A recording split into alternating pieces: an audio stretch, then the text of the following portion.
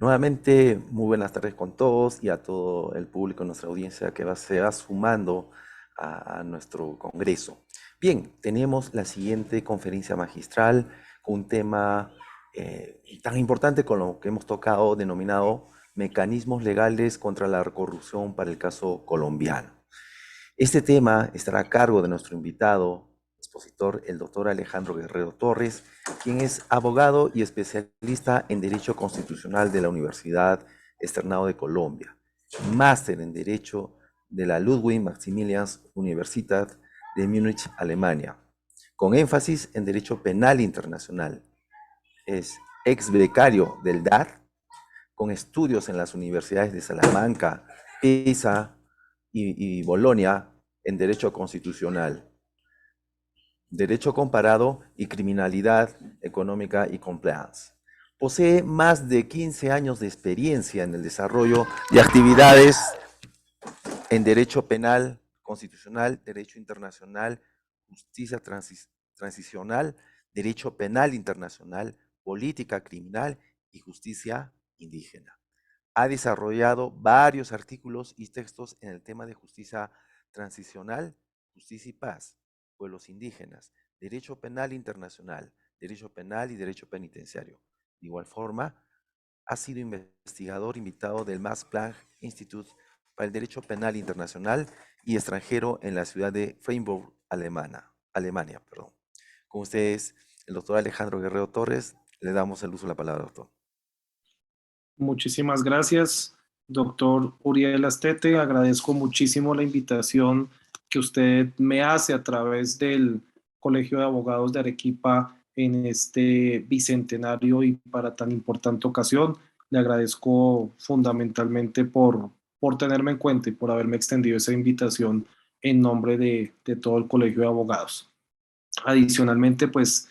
quiero darle un especial saludo al profesor Mario Moretti, con quien pues tuvimos la oportunidad de intercambiar aulas en la Universidad de München en Alemania, y a quien le debo pues también esta invitación y mi sincera grato saludo y mi amistad por todo lo que hace en estos momentos. Adicionalmente, pues me alegra compartir panel en estos 3 días tan importantes de todo este evento frente a diferentes profesores con los que también hemos compartido en otras oportunidades en la Universidad de München, como el profesor Enrico Conteri, con el profesor Cavaliere, con diferentes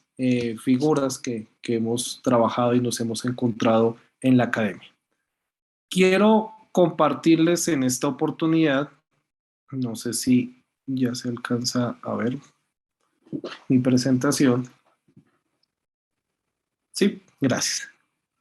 Quiero compartirles en esta oportunidad algunos temas, digamos, no muy dogmáticos como quienes me han precedido, sobre todo pues el profesor Schunemann,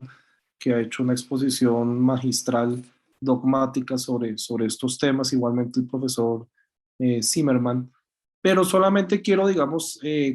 hacer caer en reflexión algunos puntos importantes del desarrollo de la corrupción para el caso colombiano. En esta oportunidad, pues quiero comentarles el estado, digamos, de por qué en Colombia nosotros estamos hablando de corrupción, al igual que es un fenómeno mundial y compartimos inclusive casos en Latinoamérica. Tan es así que tenemos un caso particular que voy a desarrollar un poco más adelante con Perú. Y vamos a mirar cuáles han sido las estrategias legales y algunos casos importantes que nosotros en Colombia tenemos de lucha contra la corrupción. Quiero empezar por cuál es la percepción del problema en el país. Me encontré muy interesante en una entrevista que hace un reportaje que hacen en el periódico El País de España el 8 de mayo de 2022, en donde expone más o menos en una época preelectoral y con todo este tipo, digamos, de albores frente a las elecciones presidenciales que acaban de pasar, y se preguntaba cuál es entonces el principal problema de Colombia. Y aparece que según un sondeo bastante amplio que hicieron en el país, con un 80.9% nosotros en Colombia tenemos como principal problema la corrupción. Frente a otros males compartimos en América, tales como la pobreza, la desigualdad.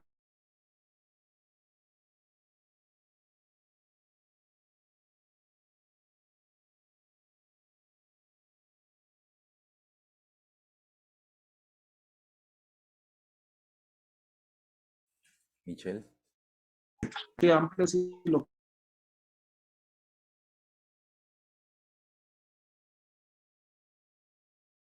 eso ha sido un problema con el que se ha venido trabajando desde hace más de aproximadamente 50 años.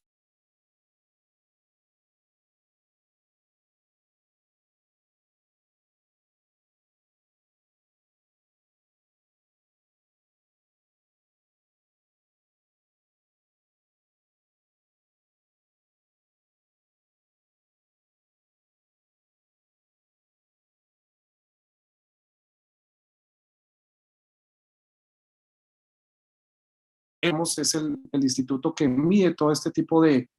percepciones, da recomendaciones, medidas y otro tipo de cuestiones para el tema de la transparencia y de cómo se hace la corrupción o cuál es la percepción de esa corrupción.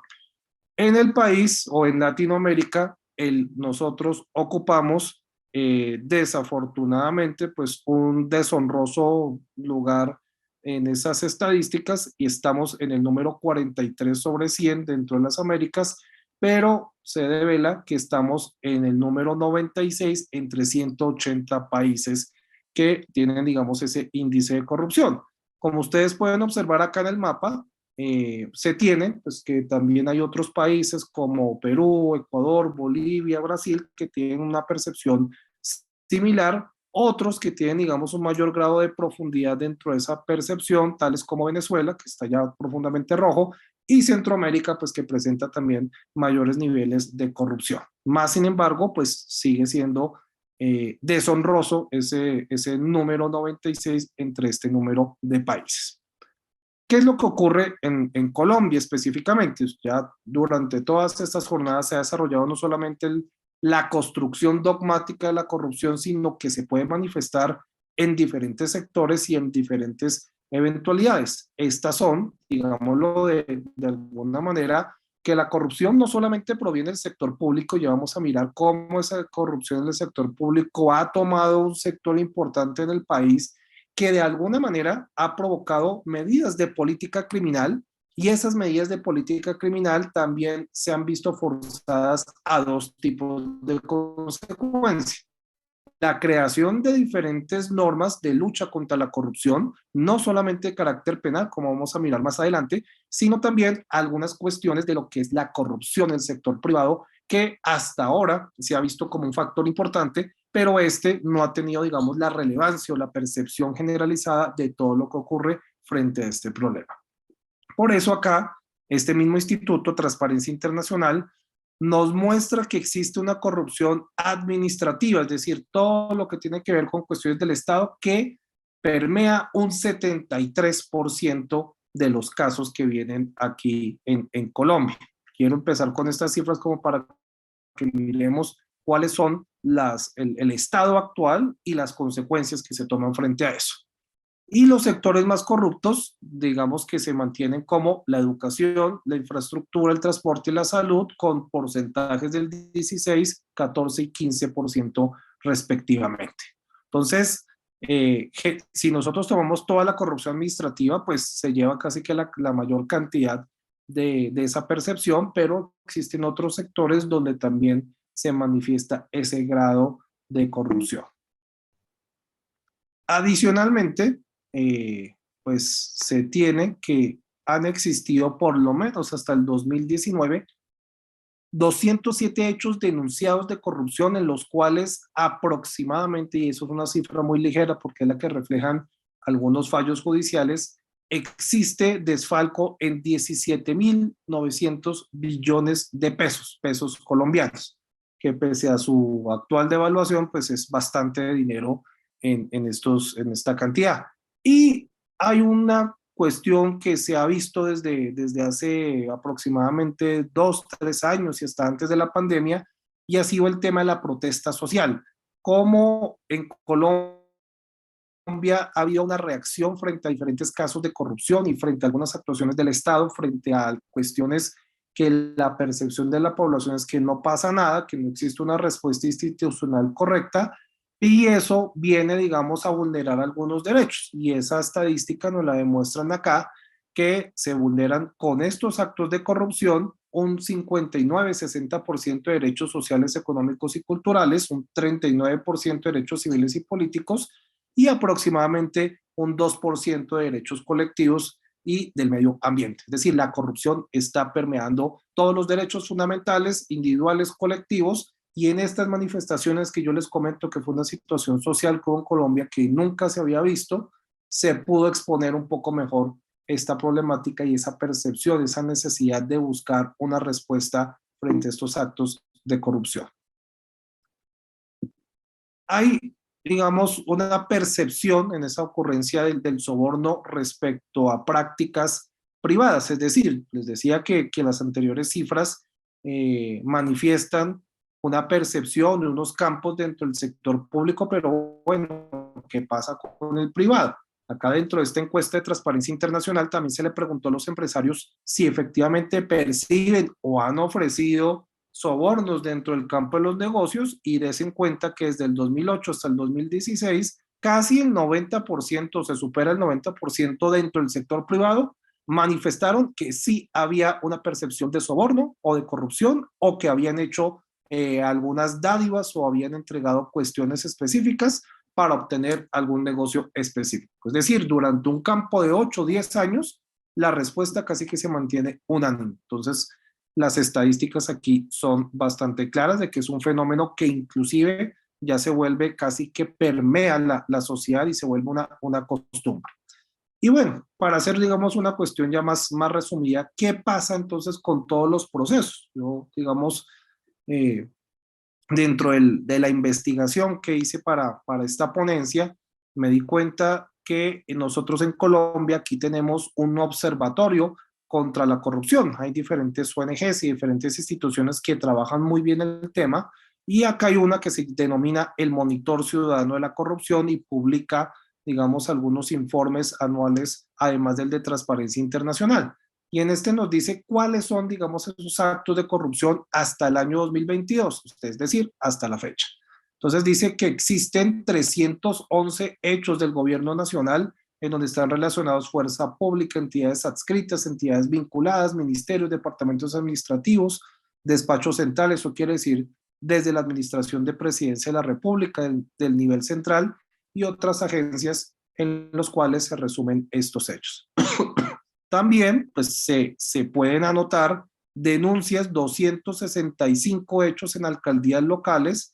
113 en el sector privado, que están relacionados a empresas privadas, personas, empresas privadas con funciones públicas, sector del tercer nivel, que significa pues que también ofrecen un nivel mucho más amplio y un servicio al Estado, gremios, asociaciones y partidos políticos, que voy a concentrarme en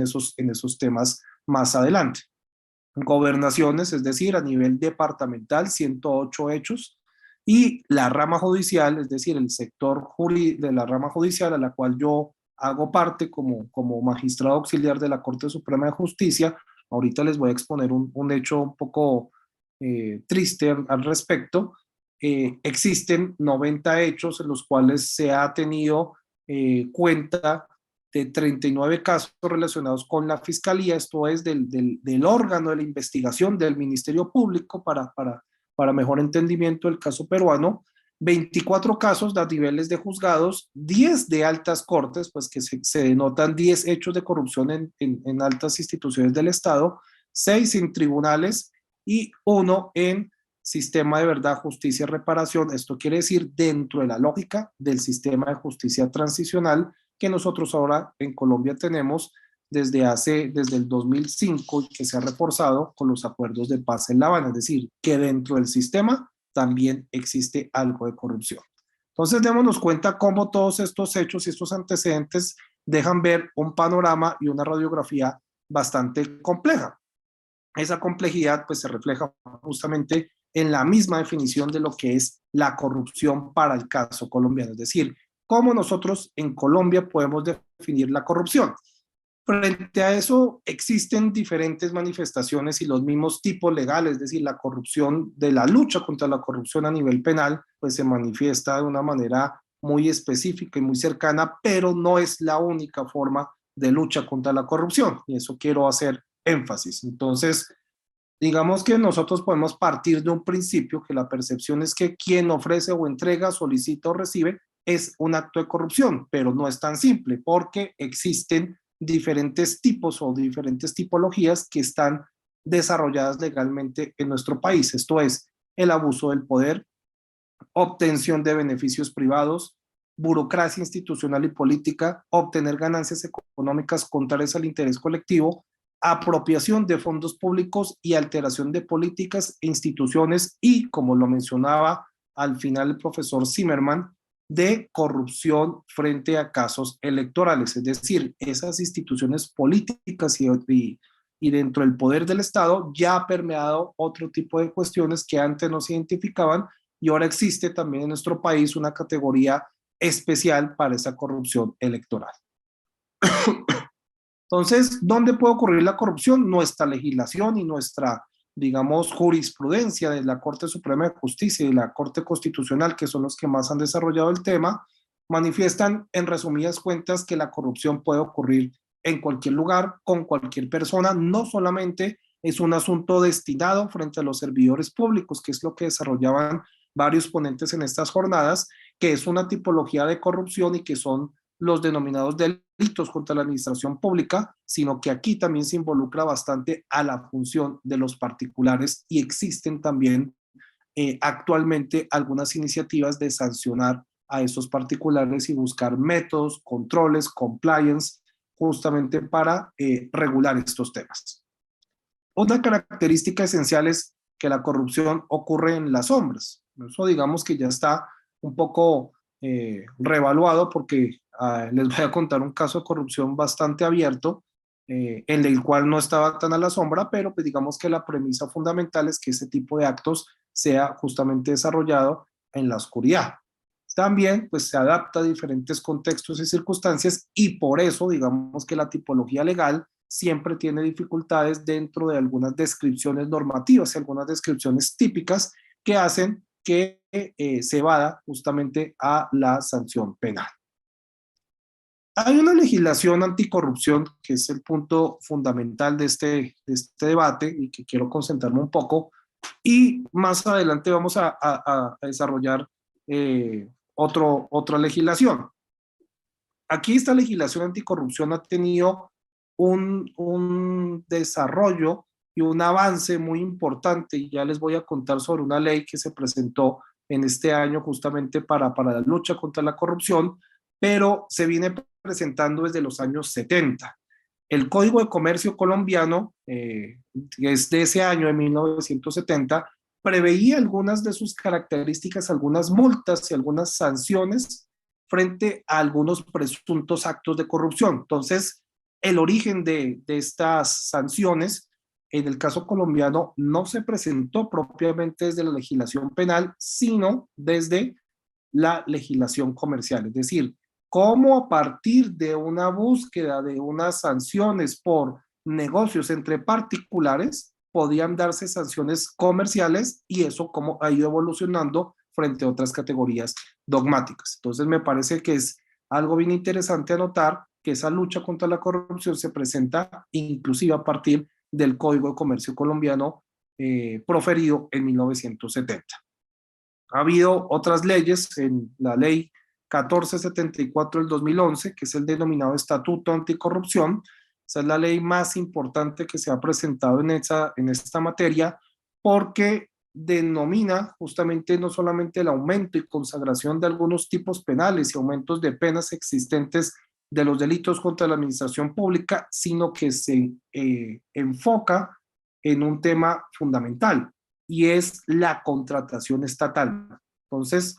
algo de lo que ha ocurrido en nuestro país es que se enfoca en uno de los casos de corrupción más importantes y es que a través de la contratación estatal se fugan fondos, se suscriben diferentes acuerdos entre particulares y privados y a partir de ahí entonces se colocan unos controles administrativos, contractuales y penales para la legislación anticorrupción. Entonces, si nosotros podemos determinar a partir de cuándo existen mayores controles, es con este famoso estatuto anticorrupción. También tenemos el decreto 2641 de 2011, que pese a ser de menor jerarquía, contempla el plan anticorrupción y atención al ciudadano, es decir, cómo existen algunas medidas de denuncia, de premiar al ciudadano justamente para denunciar casos de corrupción, que es lo que también se mencionaba anteriormente en otras ponencias. Uno de los problemas más graves y de exposición, y particularmente en el caso colombiano, es las denuncias de casos de corrupción y los medios de prueba para atestiguarlo. Porque justamente si se hacen a través de entidades administrativas y del Estado, pues estas, digamos que carecen de algunas características propias y les queda muy difícil la prueba. Entonces, eso ha sido, digamos, un nivel de dificultad. Entonces el Estado con este decreto administrativo promueve algunas recompensas o alguna especie de premios justamente para quienes denuncien estos actos de corrupción, y obviamente que esto proviene de una cultura ciudadana, de que esa percepción, como lo habíamos visto en una de las anteriores diapositivas de las encuestas, no sea la norma general de saber que yo tengo que pagarle al vecino para que me ayude con un boleto o con alguna cuestión específica, o que yo para hacer alguna fila necesariamente tengo que pagarle a alguien para ingresar antes y no, digamos, hacerla reglamentariamente según un horario, sino una cuestión de cultura ciudadana. Eso también pues viene complementado con otros decretos 2482 de 2012 de planeación y gestión de lo que les mencionaba, provenientes del Estatuto Anticorrupción. Adicionalmente, está también la Ley 1712 de 2014, denominada de transparencia y acceso a la información. ¿Cómo se ha luchado aquí en esta materia? A que los contratos estatales particularmente, o toda la información que provenga del Estado, sea pública, transparente y se acceda a través de un portal. Entonces, se han denominado diferentes portales administrativos y de gestión del Estado justamente para que todo el mundo pueda ver cuántos contratos, quiénes son los proponentes, en qué medida, digamos, proponen otras cosas, cuántas alteraciones otros sí se presentan, y esa ley, digamos que ha sido bastante eficaz en la materia frente a esa corrupción en contratos administrativos. Pero hay dos documentos que coloqué acá que me quiero centrar. La legislación anticorrupción no solamente tiene que ver con leyes y decretos, sino también con documentos de política pública que hablan o que luchan contra la anticorrupción. Si estamos hablando de una política criminal dentro del contexto latinoamericano y de figuras de populismo punitivo, y es aumento penas, consagro otras penas para la corrupción, pero estas no son eficaces, pues entonces tiene que haber una articulación también con la misma política pública. Por esa razón, existen dos documentos de política pública que acá en Colombia se denominan documentos COMPES. Se denominan COMPES porque son proferidos por el Departamento Nacional de Planeación, y eso plantean unas instrucciones muy claras de las instituciones del Estado con un presupuesto específico, y en el 2013 se consagró el COMPES 167 de Política Pública Integral Anticorrupción, y hablaba justamente sobre cómo se integran las diferentes instituciones del Estado para la lucha contra la corrupción, y también pues ese le venía haciendo seguimiento al COMPES 3654 de 2010, que es la política de rendición de cuentas.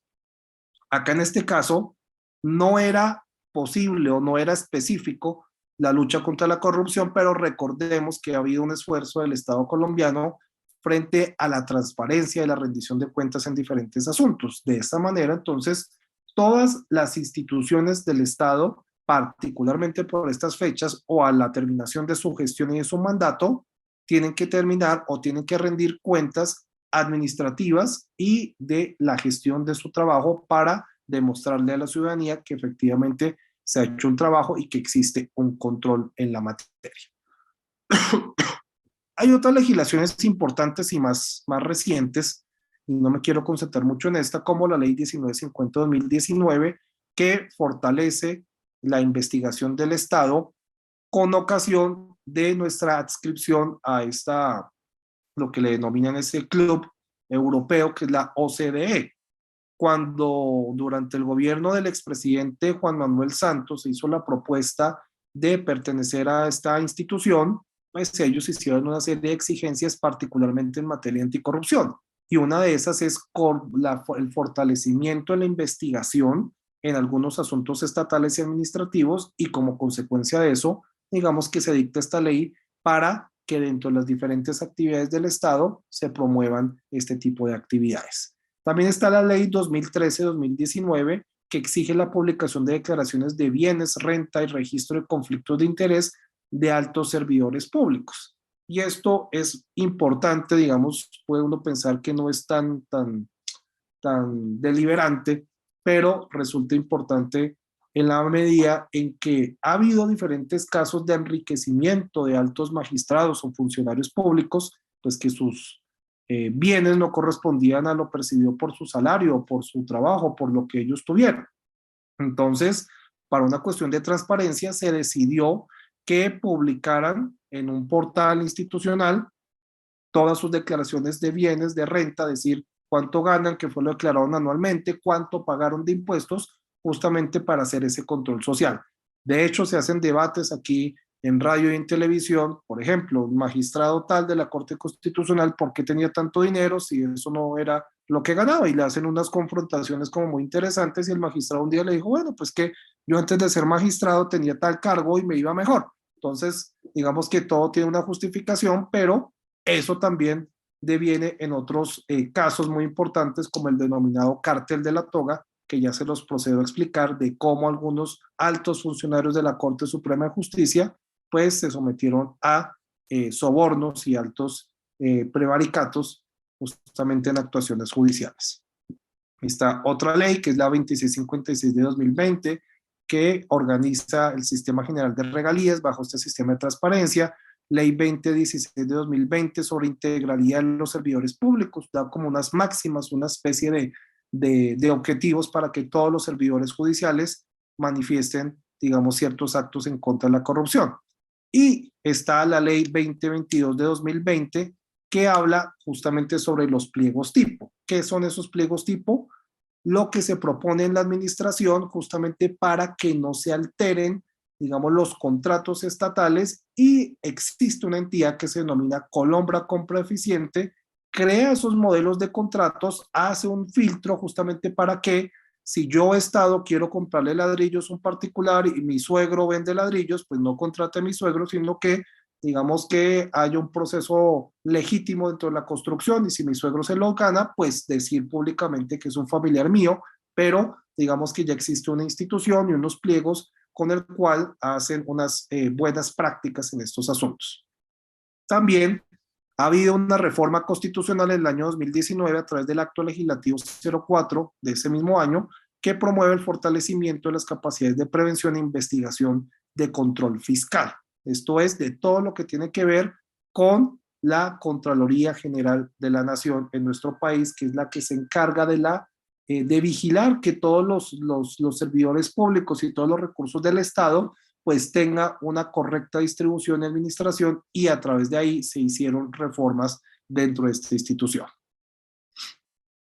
Hay algunas leyes también muy importantes más recientes, como la ley 2207-2022, que digamos por toda esta época del COVID, que estuvieron suspendidas algunas actuaciones administrativas y se iniciaron la virtualidad en diferentes actividades judiciales, suspendía la respuesta a los derechos de petición. Entonces, la garantía de uno como ciudadano era que, como se había suspendido por parte del gobierno, pues yo no obtuviera respuesta en un tiempo determinado, que acá en nuestro país es de 15 días. Entonces, a través de esta ley, vuelve, digamos, esos términos que se habían suspendido justamente como garantía contra la corrupción. Y del sector privado, pues existe una ley que es la 2181-2021, que establece unas normas específicas para el fortalecimiento del comercio exterior y de actividades entre los particulares. Más sin embargo, la ley más importante es la 2195, que es la que se denomina Transparencia, Prevención y Lucha contra la Anticorrupción. Entonces, ahí el gobierno nacional adopta algunas disposiciones en general vuelve a renovar esa legislación que nosotros habíamos dicho en 2011 o 2014 para actos de corrupción y que se coordinen entre las diferentes entidades del Estado para poder recuperar los daños ocurridos justamente contra la corrupción, promover la cultura de la legalidad y el respeto por lo público. Entonces, en este tipo de aspectos, es una ley muy importante, una ley muy reciente, en el cual de alguna manera se fortalecen algunas normas anticorrupción, se promueve también por este tipo de aspectos de normas y de cuestiones administrativas, pero sobre todo aumenta algunas penas en materia anticorrupción en el caso colombiano. Adicionalmente, pues crea algo que se denomina el sistema de detección de alertas para combatir el incremento patrimonial no justificado. Y eso significa pues que todos como servidores públicos, como es mi caso, entonces nos sometemos a algunas reglas y algunas normas de control y de identificarse que existe un incremento patrimonial no justificado, es una falta disciplinaria. Entonces, digamos que presenta algunas novedades por el tema. No me voy a poner a darle lectura a todas las leyes y decretos, pero solamente quería mostrarles que existe una legislación bastante amplia en lo que tiene que ver lucha contra la anticorrupción, pasando por la contratación estatal, la extinción de dominio, códigos disciplinarios y éticas del congresista, promoción de la participación democrática, acceso a la información, aprobación de la Convención Interamericana de Lucha contra la Corrupción, inclusive pues desde el Código Penal colombiano, que es la Ley 599/2000, en la cual pues se consagran los delitos contra la administración pública y otros tantos que aquí, digamos, lo tengo para información por parte de ustedes. En total, existen todas estas leyes y decretos, son 48, digamos, normatividades específicas que desarrollan el tema de la corrupción en nuestro país. La pregunta es, tantas leyes y tantas cuestiones tienen una fundamentación, entonces vamos a algunos casos. Digamos, el alcalde de Popayán en el Cauca, no sé, esos son casos, digamos, normales acá en nuestro país, que diferentes alcaldes contraten a diferentes empresas sin el cumplimiento de contratos y algunos requisitos estatales. Entonces ahí siempre se advierte ese interés público y se realizan las diferentes actuaciones penales para este tipo de casos. Hay un caso muy interesante que quiero aquí comentarles, que es el de la ex senadora Aida Merlano Rebolledo. Ese es un caso muy interesante de corrupción electoral en el cual esta exfuncionaria se lanzaba al Senado de la República y resulta que ella hizo un sistema bastante sofisticado de compra de votos. Funcionaba en resumidas cuentas de la siguiente forma. La señora Aida Merlano contrataba a unas personas en la ciudad de Barranquilla, al norte de Colombia, para que ellos hicieran una especie de capacitaciones en diferentes barrios y sectores públicos, y estas personas eran una especie de gestores. Ellos llegaban a las diferentes poblaciones y a los diferentes barrios, y allí lo que hacían era decirle a la gente que le compraban su voto en esa época por 27.000 pesos colombianos. Esto es aproximadamente 3 a 5 dólares, digamos, esa función. Ellos les entregaban un carnet y un código QR que cuando iban a la fecha de la elección, es decir, aquí en las cuestiones electorales, cada persona va con su identificación, dice Alejandro Guerrero, sí, voto en tal mes, en tal cosa, pero ellos estaban enterados de que esa persona había votado efectivamente ahí para darle su pago. ¿Cómo hacían el seguimiento? Con el código QR, porque ellos se lo entregaban de mano en mano y certificaban alguna información, y gracias a eso se lo entregaban a su gestor, el gestor se lo entregaba a un tercero, y ellos iban de ahí a Merlano en una casa que ellos denominaban la catedral, la Casa Blanca, y la policía en el año 2017 hizo un allanamiento a esta casa y encontró aproximadamente 125.000 votos comprados. Ella efectivamente ganó su curul en el Senado de la República, pero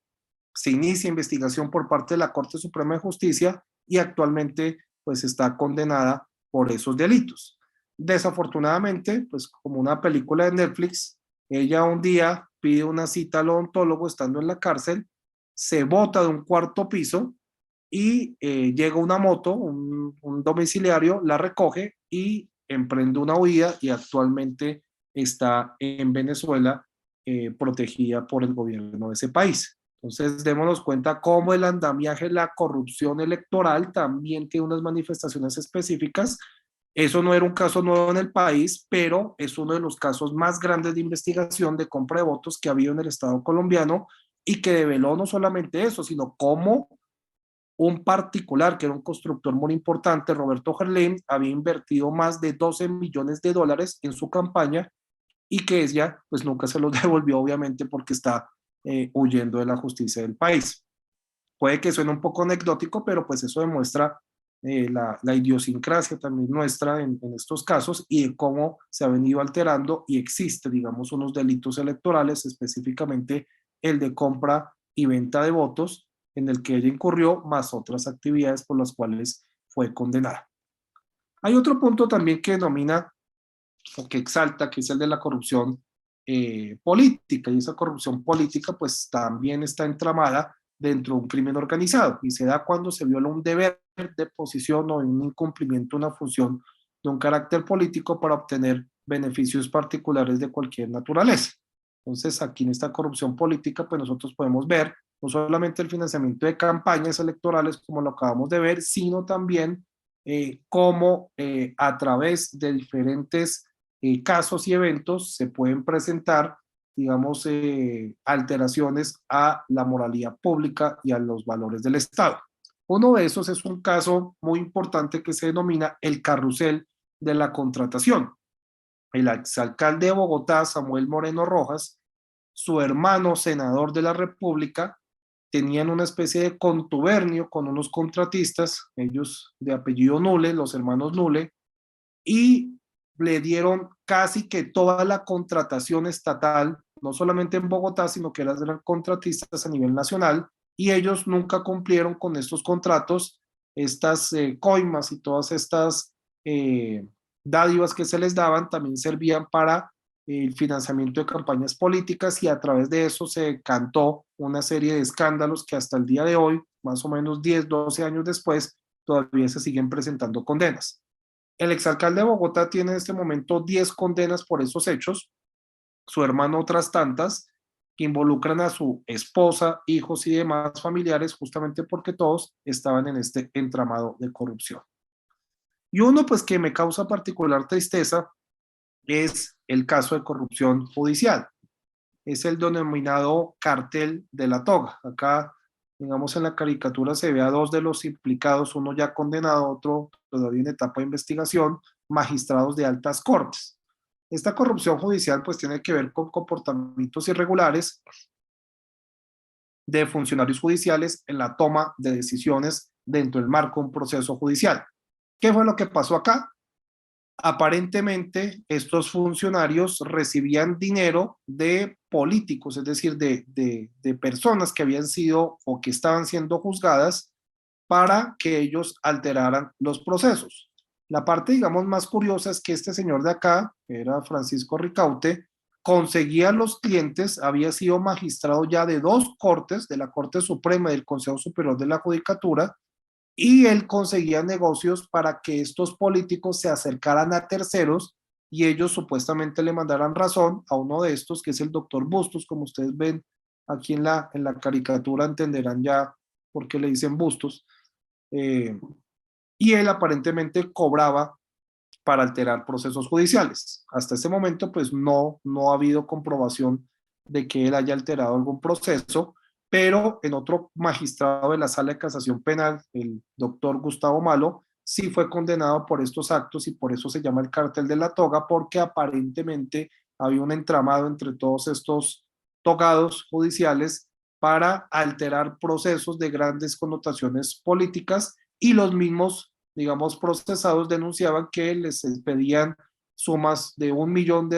aproximadamente para alterar los procesos, retardarlos o buscar alguna determinación positiva en favor de ellos. Eso también, pues no solamente está en esos rangos de corrupción, sino casos de corrupción privada de empresarios responsables con altos hechos de corrupción que se presentan justamente al interior de las empresas, que muchas veces tienen que ver con actuaciones dentro del Estado, pero que obviamente van en detrimento de los intereses colectivos de la empresa. Y eso tiene que ver con el caso de Odebrecht. Ustedes, yo creo que en Perú lo conocen bastante bien, acá en Colombia ocurrió algo similar, y actualmente existe varias investigaciones que se llevan en la Corte Suprema, inclusive por financiamiento a campañas electorales, y una de ellas, las del expresidente Juan Manuel Santos y el anterior expresidente Iván Duque. En principio, ha habido muchas denuncias sobre que Odebrecht habría donado un dinero y había hecho aportes a las diferentes campañas, y pues eso está en investigación, pero los casos más fuertes que se han decantado son de políticos a nivel regional, de senadores y representantes que habían recibido, que eran representantes, inclusive eran ya contratados por Odebrecht, y que ellos desarrollaban ciertas actividades de control político, sacaban leyes en favor de ellos, cuando habían leyes anticorrupción siempre se encargaban de bloquearlas, le pagaban a otros senadores, hacían favores y demás, y pues eso, digamos, permitió un entramado de corrupción a partir del sector privado que hizo muchas advertencias, provocó inclusive una serie de cuestiones públicas muy importantes a través de referendo. Se hizo en referendo anticorrupción,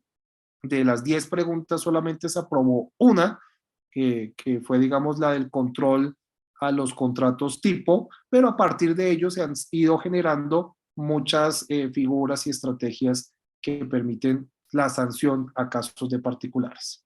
Ha habido muchas propuestas legislativas actualmente, como el financiamiento de la política, independencia de organismos de control, reforma al Estatuto de la Contratación, creación de una comisión específica para aforados, digamos, de la investigación de aforados, que no los investigue solamente la Corte, sino pues que tengan otras instancias, protección de denunciantes, reforma al empleo público, y esas son propuestas. Actualmente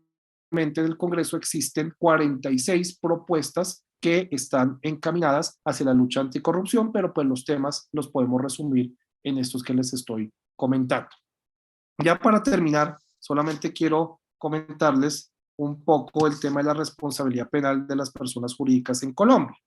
Este ha sido un tema que se ha discutido más asiduamente en la actualidad, justamente por ser un tema de anticorrupción. Es decir, la responsabilidad penal de las personas jurídicas, como ya se ha hablado aquí ampliamente, y el profesor Amoretti, pues que es experto en el tema, lo ha desarrollado mucho mejor,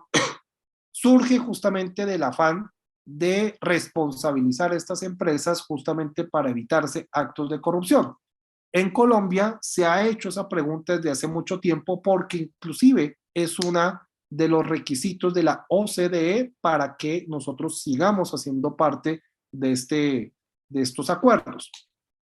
Político-criminalmente se ha discutido mucho. El Ministerio de Justicia y el Derecho hizo un análisis aquí en estos casos de saber si efectivamente se podía ir por esa responsabilidad de las personas jurídicas o no. Y pues actualmente nosotros tenemos varios debates y varias discusiones que están más encaminadas hacia el derecho administrativo sancionador, pero no hacia la responsabilidad de las personas jurídicas, tal como ocurre en el caso alemán. Entonces acá siempre se ha discutido varios temas, como si efectivamente las empresas tienen esa capacidad de acción, si existe una culpabilidad, un dolo culpa de las empresas, si se cumplen con los fines de la pena, pero pues esos son temas que se han ido desarrollando justamente porque se han utilizado muchas empresas para la utilización de corrupción en entidades públicas. Aquí, como podemos ver, pues varias figuras, el profesor Schuneman, que ustedes ya pudieron verlo esta mañana, él propone de una manera muy interesante un sistema de curatela de las empresas como un modelo de sanción. Esto quiere decir que es un modelo administrativo comercial mixto que inclusive se ha adoptado en el Código de Comercio colombiano. Hay varios artículos que hablan al respecto de cómo pueden, digamos, instituciones o empresas, aquí la Superintendencia de Sociedades, encargarse a algunas empresas para que, digamos, no se sigan utilizando para fines de delincuencia o fines de corrupción. Hay dos propuestas de ley, las dos ya fueron archivadas, que habían desarrollado ese tema de la responsabilidad penal de las personas jurídicas. Una es la ley, el proyecto de ley 178 del año 2002, el representante, el senador Juan Luis Castro Córdoba, y la otra más reciente, que es la ley 142 de 2020 del representante Eduard Rodríguez. Las dos iban encaminadas justamente a declarar la responsabilidad penal de las personas jurídicas, en mi criterio, no con mucho desarrollo dogmático ni con algunas particularidades, sino sencillamente una prohibición en 10 artículos, pero como el tema no ha tenido, digamos, mayor difusión en el país, se archivaron esas propuestas. Y aquí, pues, ha habido un profesor, el doctor Jorge Fernando Perdomo Torres, ex fiscal general de la Nación, profesor de la Universidad Externada de Colombia, que lo muestro aquí abajo en la foto,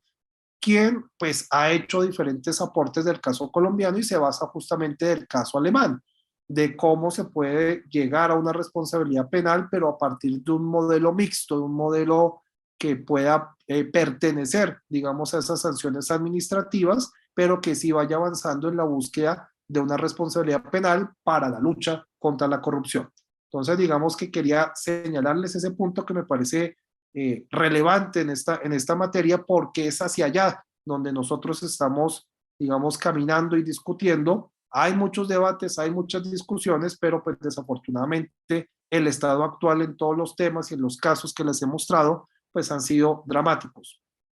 Falta más voluntad institucional, falta más articulación de política criminal, no hacer políticas aisladas de actos anticorrupción y de estas leyes, sino pues mayor control, que no lo hacen desde el Estado, sino desde diferentes organismos externos, ONGs, que ellos han buscado por el avance en estos temas. Entonces, con ello pues me despido. Por si tienen algún dato de contacto, aquí están mis correos electrónicos. Les agradezco enormemente por la invitación al profesor Amoretti, al profesor Astete, a todo el Colegio de Abogados de Arequipa y por supuesto mis felicitaciones en este bicentenario y por este congreso tan relevante y tan importante que ustedes tienen. Muchísimas, muchísimas gracias y espero haber aportado algo al debate y al conocimiento de estas discusiones. Claro que sí, doctor. Le queremos dar las gracias por su participación. Invitamos rápidamente, brevemente, a quienes tengan alguna pregunta para hacerle al doctor a través del chat o directamente. Tengo una, doctor, de repente la podemos contestar brevemente, ya que nuestro próximo expositor también se encuentra allá. En su experiencia de usted como parte de la Corte Suprema, ¿cuál es el valor que le da la Corte Suprema a los informes de auditoría de la Contraloría de Colombia en casos de corrupción? Por ejemplo, es decir, ¿son determinantes o pueden ser refutados por pericias de partes u otros informes? Muy buena esa pregunta, muchas gracias. Hay un caso donde se debatió justamente esos informes de auditoría, que fue en el caso del carrusel de la contratación. Allí se hacen, digamos, algunas acotaciones, algunas cuestiones importantes, y es la Contraloría como víctima. La Corte dice que sí, que efectivamente son víctimas, y sus aportes si tienen contradicción o no. Acá digamos que la Corte en esos ejercicios lo envía a la Fiscalía General de la Nación. La Fiscalía acá tiene unos peritos específicos, pueden ser de la Contraloría, pero estos no son determinantes, sino que entran en un proceso de, digamos, de contradicción. La defensa también ejerce lo mismo, y en ese caso sería justamente eso. La Contraloría presenta un informe, se somete a valoración, se somete, digamos, a las partes para que éstas lo discutan y le den las diferentes impugnaciones, y frente a eso, digamos, no es letra, digamos, la última palabra, sino que entra en un proceso de discusión, y sobre eso la Corte en estos casos pues determina qué valores tienen esas pruebas. La Contraloría, pese a ser una entidad estatal, y esto es un caso de anotar, y creo que acá en el caso colombiano estamos un poco rezagados, no había tenido las intervenciones sino justamente a partir del caso del carrusel. O sea, a partir del año 2012 la Contraloría fue no parte sino interviniente del proceso penal como víctima. Y a partir de ahí pues que se empezó a desarrollar algo de jurisprudencia sobre los informes y sobre las pericias, pero pues estos no son determinantes, entran en un proceso de contradicción y sobre eso, digamos, se dictan las decisiones de instancia. Muchas gracias. Ok, doctor, muchas gracias. Queremos darle o reiterarle la felicidad de tenerlo acá en esta exposición a usted y esperamos también que próximamente en algún evento lo podamos tener en cuenta. Reciba los saludos de nuestro decano, de la Junta Directiva y todos los miembros de la Orden del Colegio de Abogados de Arequipa. Hasta pronto, estimado doctor. Muchas Muchas gracias a gracias. ustedes y a todos por la amable invitación que me hacen. Muchas gracias. Bien, continuando con la exposición, llegamos